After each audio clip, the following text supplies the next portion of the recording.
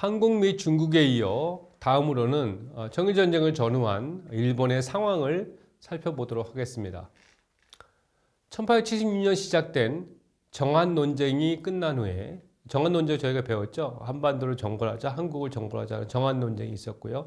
그 정한 논쟁이 끝난 다음에 정상형, 이노우에 카오루, 또 대외중신, 오쿠마 시게노부, 우리가 잘 아는 이등 방문, 이토 히로부미, 그 다음에 유고 종강, 무츠 무네미츠 등 그 명치 정부 주도 세력들의 기본 노선은 철저한 국내 개혁과 국내의 팽창주의적인 외교 노선을 적절히 통제해 가면서 1858년에 맺은 불평등 조약, 제가 배웠죠. 미일 통상 조약, 그죠?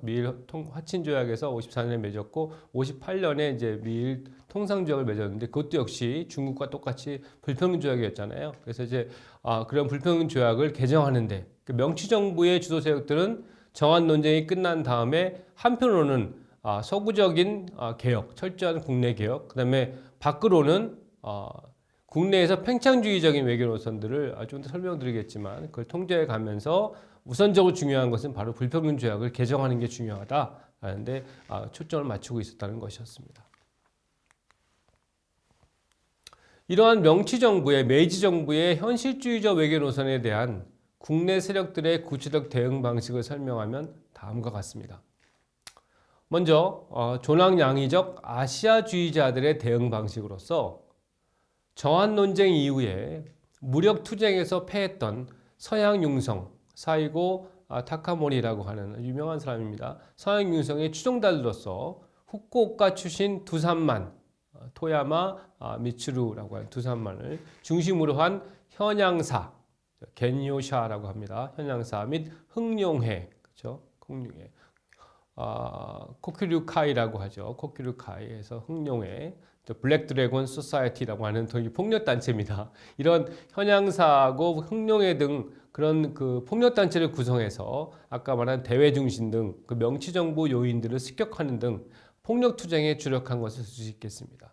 그러니까 이러한 명치 정부는 국내 개혁과 함께 밖으로는 조약 개정을 외교 정책적으로는 조약 개정을 통한 이런 불평등 조약을 개정하는 쪽으로 이제 외교 노선을 잡았는데요. 이 외교 노선에 대한 첫 번째 대응이 이렇게 그런 정한 논쟁 이후에 무력 투쟁했던 그 서양 융성의 추종자들이 했던 폭력 투쟁에 관한 것이었다는 얘기입니다. 이들은 명치 정부의 조약 개정안에 반대하고 팽창주의적 외교 정책을 통한 일본의 정신과 이상을 유지할 것을 주장하였는데요. 이는 우리가 일본의 문호 개방 과정에서 배웠던 에도 막부 말기의 존왕양이론, 그렇죠? 또 천황을 존중하고 그 다음에 양이 서양샘을 몰아내자 하는 존왕양이론의 연장으로 볼 수 있으며, 이는 이후 19세기 말부터 20세기 초에 이르기까지 메이지 민족주의, 즉 명치 민족주의와 일본 팽창주의의 사상적 기초를 제공한 것으로 평가할 수 있는 것이었습니다. 일본사, 일본 정치사나 외교사, 일본사를 배우면 자세히 설명드리겠지만 이렇게 비록 저희가 그 존왕양이론자들이 막부 말기에 쇠퇴하고 그다음에 다시 마지막 남았던 서양 융성의 추종자들도 이렇게 다양한 형태의 폭력 단체를 구성해서 공격을 했지만, 그래서 결국 그것을 명치 정부가 적절히 통제해 갔는데요. 그래도 불구하고 이런 소위 대외 팽창주의적 외교 정책은 일본 사람들이 갖고 있는 기본적인 어떤 노선이기도 했기 때문에 이것이 결국 일본이 메이지 유신 이후에 19세기 말 20세기 초까지 이뤘던 천황제 국가의 성립과 그 다음에 조약 개정을 이룬 다음에는 이런 팽창주의적인 쪽으로 나가게 됩니다. 그래서 일본이 제국주의적 팽창주의 세력으로 등장하게 되는데요. 그것이 사상적 기초가 바로 이러한 부분이라고 할 수 있겠습니다. 청일전쟁을 전후해서 명치 정부의 현실주의적 외교 노선에 대한 국내 세력들의 대응 방식 중 두 번째는 민권파, 국민의 권리를 의미하는 민권파 아시아주의자들의 대응 방식이라고 할 수 있겠습니다. 명치 정부의 위로부터의 개혁, 즉 국권파의 입장에 반대해서 민권, 시빌 라이트, 민권을 주장한 제야 세력들은 명치 정부와의 정면 대결을 피하는 대신 한국과 중국의 개혁을 지원함으로써 일본의 실패한 민권적 개혁을 한국과 중국에서 실행하려고 했습니다. 우리가 볼 때 존왕양이적 아시아주의자들의 대응 방식, 민권파적 아시아주의자들이, 그때 아시아주의라는 게 뭐냐라는 거죠. 그러니까 동아시아 3국이 공통으로 당하고 있는 서구 열강으로부터의 침략 과정, 이거를 아시아의 입장에서 극복하자는 것이 아시아주의입니다. 그래서 한편으로는 서양세를 몰아내자는 존왕양이적 아시아주의자가 있고요. 두 번째는 이 민권파가 한국, 일본, 중국이 합쳐서 일본이 한국, 중국을 도와줘서 개혁을 시켜서 그죠, 근대화를 시키고 개혁을 시켜서 힘을 모아서 결국 서구 세력을 몰아내자라는 것이 아시아주의자, 민권파 아시아주의자의 입장이라고 할 수 있겠습니다. 여기서 잠시 일본 국내에서 전개된 민권파와 명치정부 중심의 국권파의 갈등 및 일본 제국주의화의 내적 준비 과정을 살펴보면 다음과 같습니다. 1870년대 말부터 1880년대까지 정한론에서 패배한 비주류와 영국 유학에서 돌아온 지식인들을 중심으로 정당 결성과 의원 설립을 주요 골자로 하는 민권운동이 일본 내에서 전개되기 시작해서 민권 확대의 필요성을 인정하지만 현 상태에서는 국권, 이제 국가 주도의, 정부 주도의 어떤 정책 구조, 그죠? 지금은 우리가 그 정도 여유가 없다. 민권도 중요하긴 한데 국민을 의식을 깨워서 의원을 설립하고 정당을 결성해서 언제 이렇게 하느냐. 지금 위기이기 때문에 좀 참고 있으면 우리가 먼저 정부 주도하에 개혁도 하고 정부 주도하에 대정책도 전개하겠다는 소위 국권론. 그게 이제 명시정부의 주도 세력의 입장이겠죠. 그러니까 제야의 민권운동과 그다음에 명시정부의 국권운동 이게 있었죠. 그래서 이런 국권을 우선시하던 명시정부와 갈등을 민권운동파가 맺기도 하였는데요.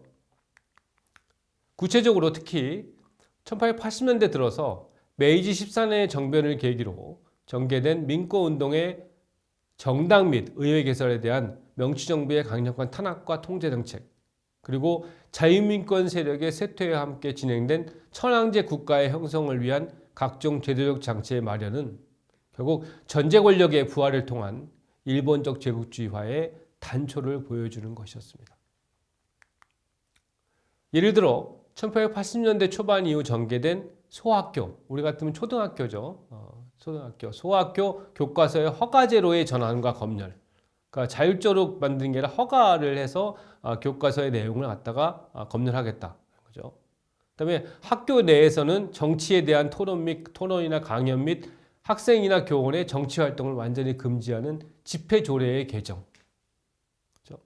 그다음에 군인의 정치 관여 금지와 천황에 대한 충성 강요. 그리고 헌병 제도를 찬성하는 거, 헌병 제도의 창설. 그다음에 부연의 설치법의 개정. 그리고 정촌의 권한 축소. 그러니까 일본은 오랫동안 지방 분권을 경험했기 때문에 이 정처, 시정촌이라고 그러죠. 마치, 그러니까 즉 마을회가 굉장히 강했는데 그 마을회의 권한 축소와 호장의 관선으로의 전환, 그 마을을 대표하는 사람의 관선, 그동안은 민선이었는데 이제 관이 그걸 갖다가 선발해서 선택하겠다는 관선으로의 전환 등은 정치 및 사회에 대한 정부의 통제를 강화하기 위한 노력이었습니다. 대단하죠? 일단은 이게 기본적으로 메이지 유신 1868년에 일어난 다음에 어느 정도 국가 개혁이 진행되고 있는 상태에서 이 국권론자들, 즉 명시정부 세력들은 어떻게 하면 효율적으로 국가를 통제하면서 강한 국가를 만들 것이냐라는 것이었고, 또 천황에 대해서 되게 중요한 그것을 강조하기 위해서 교과서나 이런 것들을 검열하면서 거기에 내용으로 넣었고요. 이런 부분들입니다. 이것들이 결국 제국주의화의 단초를 제공하는 것이었다라고 볼 수 되겠습니다. 이와 함께 1885년에 화족제의 실시, 1882년에 추밀원 설치를 통한 정당의 제약을 받지 않은 관료 세력의 형성. 그래서 일본이 지금도 관료 세력이 굉장히 강한데요. 이런 전통이 있는 거죠. 그다음에 1888년에 개정된 지방제도 등은 천황제 국가기구의 골격을 공식화 또는 정당화시키기 위한 제반 조치들이었다고 할 수 있는 것이었습니다. 이러한 상황에 직면해서 민권파 아시아주의자들이 한국과 중국의 개혁을 지원하여 동아시아 3국이 협력해서 서구 열강의 침략에 대응하고자 했던 것은 한편으로 그러한 한국과 중국에 대한 개혁 지원의 성공이 과도하게 국권을 지향하고 있는 명치정부의 개혁을 위한 하나의 자극제의 역할을 할 것이다 라는 판단에 기인한 것이었습니다. 다시 말씀드리면 지금 일본 국내에서는 국권이 굉장히 강하잖아요. 국권 세력들이 강하고 명치정부가 강하게 나가는데 도저히 그 자체의 대결로서는 힘을 쓸 수 없기 때문에 오히려 바깥에 있는 한국과 중국의 개혁을 지원해서 만약에 성공한다면 이렇게 개혁해서 성공할 수 있다라는 것을 오히려 보여줌으로써 그렇죠? 국내 개혁을 위한 일본은 국내 개혁을 위한 자극제 역할을 할 수 있다라는 것이 이제 민권파 아시아주의자들의 입장이었다고 할 수 있겠습니다. 그래서 그 대표자로서 소림 장웅, 고바야시 쿠스오, 그 다음에 대정 헌태랑, 오이 켄타로, 그리고 1884년에 갑신정변 실패 후에 탈아시아주의론을 주장한 복택6일 후쿠자 유키치. 후쿠자 유키치는 지금 현재 일본의 아주 유명한 대학인 게이오 대학을 세운 분이고, 그 다음에 게이오 기죽구라고 해서 경흥의숙이라고 해서 이전에 봤지만 유길준과 김옥균, 박용효 등을 가르쳤던 그런 사람입니다. 유명한 사람이고요. 일본에서 화폐 중에 가장 큰 단위가 1만엔권인데 그 1만엔권에 그려져 있는 사람이 복태유길이라는 사람입니다. 이 분은 처음에는 아시아주의자의 입장에 있었어요. 그래서 아시아주의 입장에서 그 아시아의 주변 국가들의 개혁을 지원해서 결국 동아시아 3국이 힘을 합쳐갖고 힘을 키워서 우리 서구열강에 당하고 있는 그런 것들을 좀 극복해보자라는 그런 입장을 가지고 있었고요. 근데 그것이 결국 1884년에 갑신정변이 실패하지 않았습니까? 더 이상은 이제 희망이 없다. 주변 국가는 더 이상 희망이 없다라고 해서 이제는 일본의 길을 가야 된다라고 하는 탈아시아주의론을 그 유명한 탈아시아주의론을 주장했던 사람입니다. 이것 때문에 굉장히 오해도 많이 받았어요. 바로 이런 그 당시에 지식인으로서 가장 존경받고 가장 유명한 분이었던 그 사람이었던 후쿠자 유키치가 아시아를 탈피해서 이제 탈아시아주로 가겠다는 것이 결국 일본 제국주의화의 근거가 아니냐 하는 그런 소위 비판이 많았었고요. 그렇지만 후쿠자 유키치의 전체의 사상 구조를 보면 후쿠자 유키치 자체는 바로 천황제 국가로 가는 아까 얘기했던 소학교에서의 천황에 대한 충성을 강조하는 그런 교과 내용을 넣고 하는 그런 것들에 대해서 굉장히 반대 입장을 표명했었거든요. 그래서 이런 탈아시아주의론 자체가 곧 일본의 제국주의와 연결되는 부분들은 조금 여러분들이 다시 한번 생각해 볼 필요가 있다고 저는 학자로서 개인적으로 생각하고 있습니다. 좀 어려운 내용이죠. 어쨌든 간에 참고로 하시기 바랍니다. 그러나 어쨌든 이와 같은 민권파 아시아주의자들의 태도에도 불구하고 명치정부는 우선적으로 1858년 체결된 불평등 조약을 개정하려는 노력을 지속했는데 1886년부터 1887년까지 열강 공동회의 개최를 통한 정상형 이노우에 카오루 외상의 조약 개정 교섭과 1888년부터 1889년까지 대중신 오쿠마 시게노부 외상의 국가별 구섭 등은 그러한 노력의 예였습니다. 그럼에도 불구하고 조약 개정에 대한 열강의 반대와 국내적 반발로 효과는 없었습니다. 근데 말씀드렸지만 우리 한국 상황 설명했죠. 아무리 우리가 좋은 안을 내고 그다음에 개혁한다 그러고 국가 독립을 선언하고 해도 국가가 힘이 없으면 결국은 그건 주변에서 인정하지 않는 거죠. 역시 이때까지만 하더라도 일본 역시 어떻게 하면 불평등 조약을 개정해서 국가 경제를 살리고 그렇죠? 국가를 부강하게 만들고 스스로 힘으로 도약할 수 있는 계기를 만들려고 했었는데 결국 그때까지만 하더라도 일본은 역시 아직은 그냥 아시아의 한 나라일 뿐이지 니들이 무슨 힘이 있느냐라고 해서 열강을 반대하고요. 거기에 또 아까 말씀드렸지만 이런 외교 교섭에 대해서 존왕양의적 아시아주의자들과 또 민권파 아시아주의자들이 반대함으로써 효과는 없었습니다. 이후 1892년 제2차 이등 방문, 이 또 히로부미 내각의 외상이었던 무츠 무네미츠 유고 종광이죠. 이 유고 종광의 열강과의 비밀 교섭이 이루어졌는데요. 구체적으로 1893년 7월 영국과 관세율을 5%에서 10에서 15%로 인상하기로 타협하게 됩니다. 결국 관세 자주권의 문제가 여러분 기억하시나요? 우리 옛날에 이전에 배웠던 중국과 일본과 한국의 문화 개방할 때 그렇죠? 결국 관세 자주권의 문제가 되게 중요했었죠. 그 관세에 대한 문제를 그 자국의 상품을 보호하기 위해서는 관세율을 높여야 되잖아요. 들어오는 상품에 대해서 관세를 높여야 되는데 그게 없으면 결국은 상품이 이미 발전된 문물이 들어오는 그런 서야구 열강의 그런 제품들이 도저히 그 동아시아 국가들의 제품과는 비교할 수 없는 거 아닙니까?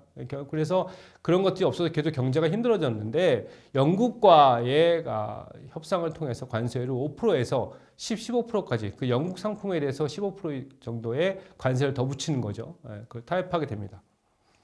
물론 이것 역시도 자국 상품의 보호 차원에서는 불안정한 것이었고요. 이러한 상황이 지속되는 가운데 서구 열강에 대해서 우리도 힘이 있다. 우리는 한국, 중국과 다르다. 이 달라진 힘, 일본의 힘을 실증적으로 입증할 계기의 필요성이 대두하게 되는데 바로 그 계기가 바로 청일전쟁이었던 것이었습니다. 청일전쟁의 승리와 이후 발생한 러일전쟁의 승리 결과 명치정부의 오랜 기간 동안 노력했던 불평등 조약 개정이 이루어지게 되었고 이제 일본은 명실상부하게 열강의 일원으로서 제국주의적 침략 정책을 본격적으로 전개할 수 있게 되었던 것이라고 할 수 있겠습니다. 이상으로 청일전쟁을 전후한 일본의 상황까지 살펴보았습니다. 이것으로 제4차 시 강의를 마무리하도록 하겠습니다.